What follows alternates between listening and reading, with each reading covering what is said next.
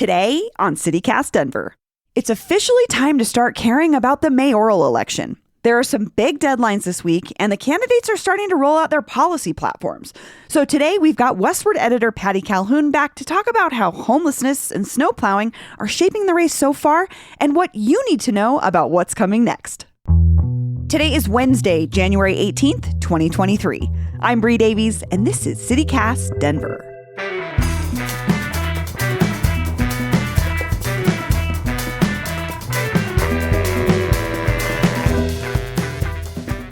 Patty Calhoun, welcome back to CityCast Denver. Thanks so much. So, Patty, we're checking in on the mayoral race because the candidates are finally starting to roll out what look to be some real policy reforms. And this week marks the official beginning of the race in some ways.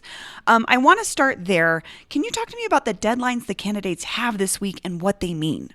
So January 19th, Thursday, is the big date because it is the day you must turn in your petition with your signatures, which then have to be verified. And that's every candidate has to get 300 verified signatures, and presumably not the signatures of people who've already signed other petitions. Right, because as a voter, you're only allowed to sign one petition per office, right? Exactly. And it's supposed to, people are complaining it's too low a hurdle. Frankly, with almost 30 candidates, I'm not sure it's such a low hurdle.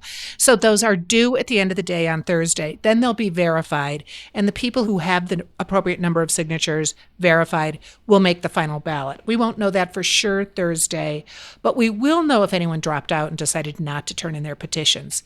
The other weird twist this year is they also must turn in, if they file to get fair election funds, they have to turn in their first list of contributions then too to qualify. That was moved up. So I know some of the candidates late to join the game were concerned, this just happened 10 days ago, that they had to go out and get more contributions early if they were going to qualify. Will you explain why it was moved up and how that happened, the deadline for the fair elections? The devil is in the details. So we voted 2 years ago to move up the municipal election because the time between the first vote in May and the runoff in June didn't jibe with federal and state schedules. So we had to change it to April, which was fine, but people didn't figure out that the Fair Election Fund, which Denverites had voted on in 2018, that also had deadlines in it which needed to be moved up. So it wasn't until early January that City Council did that, moved up the deadlines so they fit in according to the April election. And what I think is interesting about the 300 vote thing getting 300 signatures is, you're right, it doesn't seem like a lot, but I think it's a test for those candidates that, hey, I've got the money to run for mayor, but do I have initially people's support and interest? Right. And it's interesting to see, Leslie Harrod, I think, was the first one to collect them all. And when you go out and it's an opportunity to meet people, it's an opportunity to see just how sincere you are about it. Because some people decided with the free money, or close enough with the Fair Elections Fund, they would get in. But if you don't like campaigning, are you going to like being the mayor? So you have to go out and get the signatures and contributions. But we won't have the ballot probably finalized till the end of next week. Honestly, Representative Harrod's ground game is already going great. I think it's interesting to me, and the way I see it as interesting is oftentimes I read these stories about candidates and they're having these private, they have these fundraising parties at people's houses, and they're generally folks I don't know. They're people in the sort of upper echelons of society. And Leslie Harrod has been doing these parties at artists' houses, at bars. I'm seeing her more in community than I've seen a lot of other candidates. And I honestly think that's going to make her one of the bigger contenders. But yeah, she was out there early and very public. Now, with the Fair Elections Fund, we're actually seeing fewer, or we're not hearing about the big fundraisers because people can afford to go out and have smaller events. Last week was the first big events with Kelly Brough doing a public appearance. We had Mike Johnston sending out his plan to eliminate homelessness in 4 years. So people are trying to get out there, and everyone was at the parade on Monday. Right. I mean, there were a lot of mayoral candidates in that parade. You mentioned homelessness, which is absolutely, I think, one of the defining issues of this campaign. So the boldest proposal so far has come from Mike Johnston, who you mentioned, and he said, quote, "We can end homelessness in my first term." And like you said, that's 4 years. You've seen some things, Patty. What do you make of that? Well, we've learned a lot since Yes. Hickenlooper announced Denver's Road Home back in 2005. And it that was part a of 10-year plan to end It was a homelessness. 10-year plan, but it was part of the whole federal move, which people sometimes forget. But we've learned so much more about homelessness since then. And certainly Mike Johnston has been involved in this for a long time. He's been pushing the affordability issue. So I thought his plan was very interesting, that he knows you have to divide it up. Who falls into which camps? Who are the people who just really need a boost now? Who are the people who, if they could get into homes, would be able to pull themselves up? And who have chronic, serious issues? I know that there have been issues taken with his numbers, just the number of people who need help. Yeah. But I liked it that he put forward a plan, because I do think this is going to be one of the hot buttons with voters in April, and maybe snow. Right, which we will get to. Patty, I know I've seen Mike Johnston's name quite a bit. He ran for governor the last time around. But could you tell me a little bit more for folks that don't know, who is Mike Johnston? Well, Mike Johnston is a really interesting guy who's got a fascinating background. Grew up in Edwards, from Colorado, not from an inner city family, but he's been really devoting his efforts to public service. So, for example, in 2008, when Barack Obama came here for the Democratic National Convention, he went to visit the school where Mike Johnston was principal.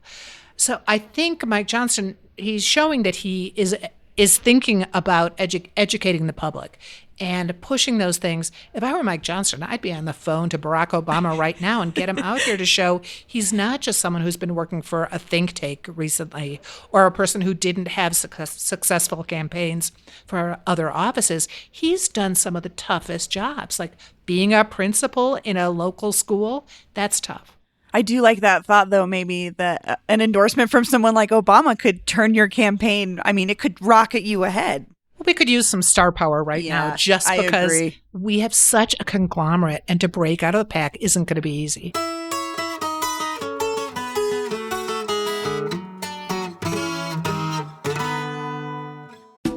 This episode is brought to you by the How to Buy a Home podcast. Okay, so I know that it feels like a house around $500,000 being the median home price is wild for Denver, but it's actually much better than it was like a year ago.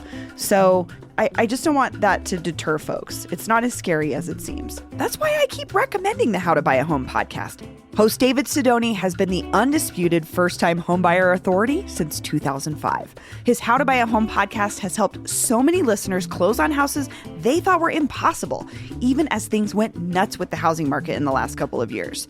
David can guide you through next steps that are right for you, whether you're planning to buy a home now or 5 years from now. He can even connect you with a great realtor right here in Denver that works with first-time homebuyers and actually cares about you. Plus, he just released his first-time homebuyer starter kit at howtobuyahome.com. It's a free resource thousands of people have already taken advantage of, with all the knowledge you need to buy your first home. Start planning today at howtobuyahome.com and make this the last year you rent. Find How to Buy a Home on YouTube and wherever you listen to podcasts. So another candidate for mayor is Kelly Brough. She was the CEO of the Denver Metro Chamber of Commerce, and I think for many people in the business community, she's like their candidate. But last week, she unveiled her plan for public safety, which, according to some follow-up from Kyle Clark at 9 News, included a comment from Kelly saying that she was going to end the sweeps of homeless encampments, like she would no longer enforce them.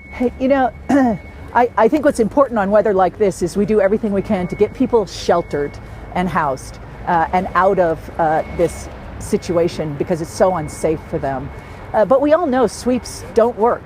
So, Patty, what do you make of this? Like, coming from a candidate that may be representative of the business community, which isn't exactly supportive of ending the sweeps. Well, and then there was some backtracking by one of her big supporters. So this is a tough one to know actually what happened. But as we go on in the campaign, she's going to have to be very clear of what she has in mind. If you are going to end the sweeps, you just have to be sure that you are dealing with public health issues too. Right. And there are other ways. I mean, we see with the STAR campaign going out, offering people services, you have to be able to make sure people are safe. Mm-hmm. At the same time they're sheltered somehow. And she didn't get a chance in that response to say what she would do if she ended the sweeps. So she's going to have to deal with that, because people are going to say, we just can't have people camped on the sidewalks. Well, what's the alternative? Yeah. What's your plan? Which I'm looking forward to hearing that from all of the candidates. What is your plan? I mean, I don't agree with the sweeps, but I want to know what someone in a leadership position who's supposed to be steering the city in the right direction wants to really do. But you brought up something that I do want to ask you about, which is this quote from Andrew Feinstein, who's sort of the landlord and developer of Rhino. And he said, "I'm a supporter of Kelly Brough. I'm a friend of hers. I haven't talked to her yet today, but there's no way that's the policy." What does that say to you? That says to me we're pretty early in the campaign and people are just putting out their position papers. Now, you'd think if you were going to run for mayor, you'd have your position paper on homelessness and the approach you're going to take ready before you run, because I do think that's the big issue.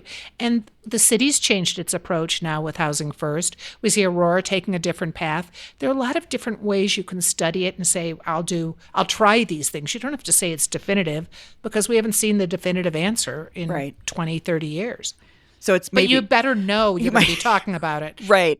And I mean, that was the thing I think that was kind of shocking, was like, Feinstein is saying, I'm a big supporter of Kelly's.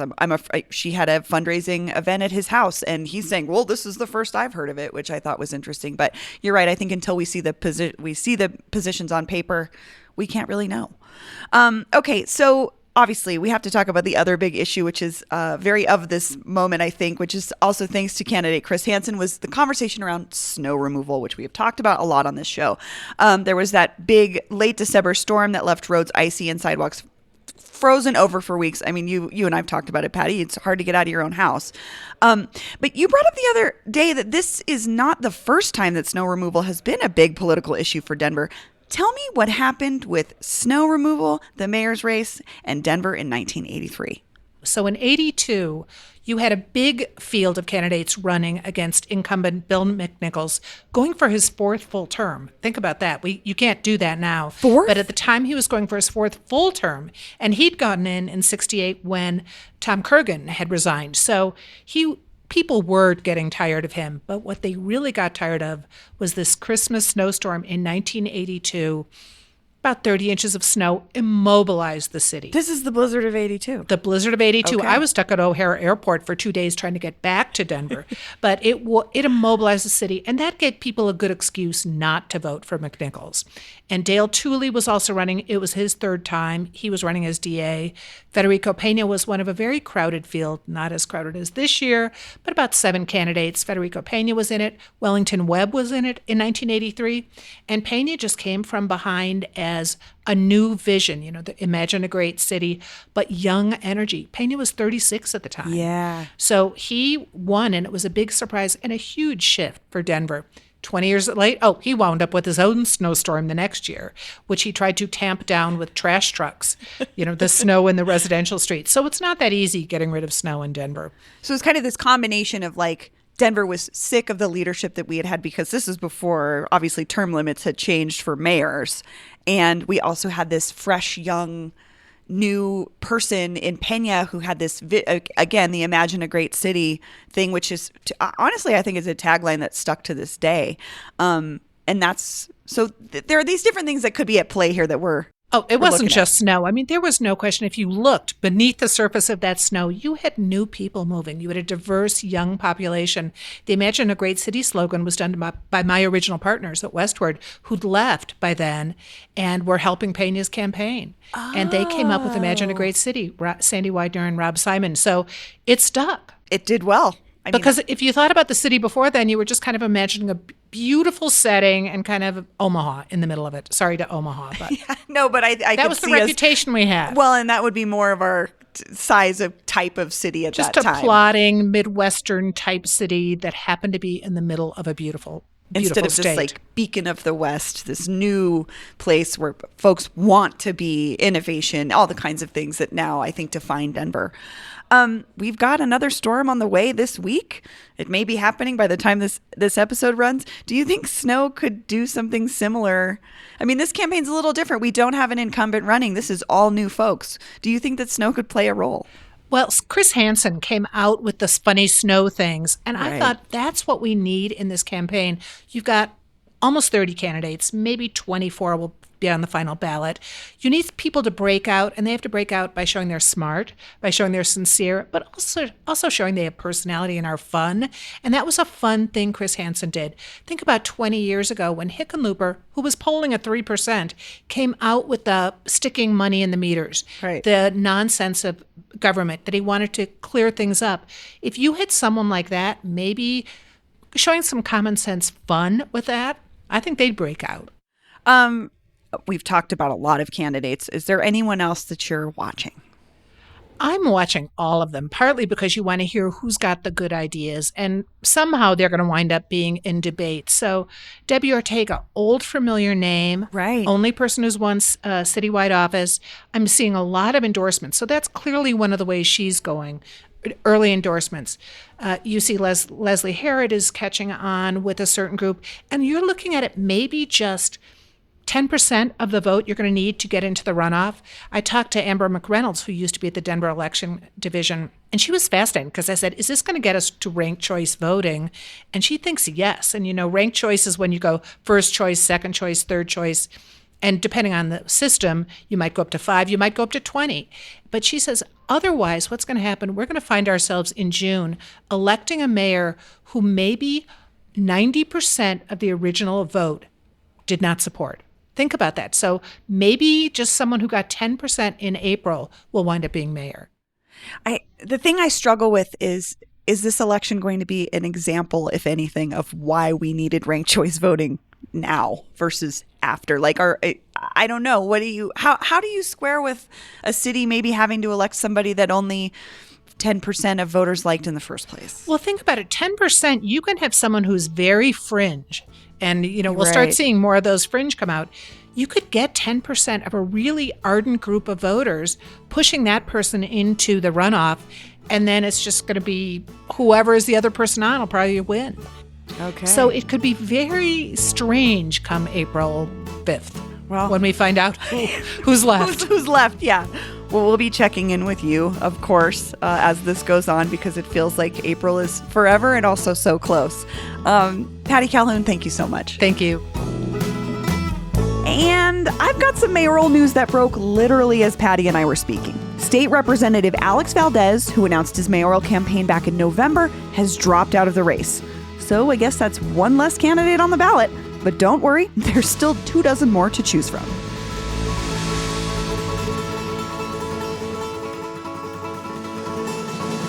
And here's what else Denverites are talking about. The snow. Again. As I record this on Tuesday, weather forecasters are saying we're due for 6 to 12 inches by Wednesday morning, so this whole plowing issue is likely to remain in the mayoral conversation. The city says they do plan on plowing residential streets this time, unlike the big December snowstorm. So hopefully it's not another icy mess for weeks. And finally, it's the end of an era for Colorado beer. After flagging sales in recent years, New Belgium Brewing is relaunching Fat Tire Amber Ale with a, quote, brighter, crisper new recipe and a whole new look. Fat Tire was once the flagship in the Fort Collins-based brewery's lineup with distribution all across the country. But tastes have changed. For those of you old enough to remember the rollout of New Coke, well, let's hope New Fat Tire fares better. That's all for today here on CityCast Denver. If you enjoyed this show, why not take a minute to tell Mayor Hancock's Chief of Staff, Alan Salazar, about us? Rate the show wherever you get your podcasts and subscribe to our morning newsletter, Hey Denver, by texting Denver to 66866. We'll be back tomorrow morning with more news from around the city. See you later.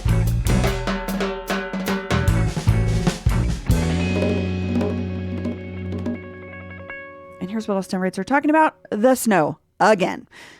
As I record this on Tuesday, oh my God, Paula, I'm getting old. I need to get my eyes checked. I have to stretch the screen out so I can see this font. Okay.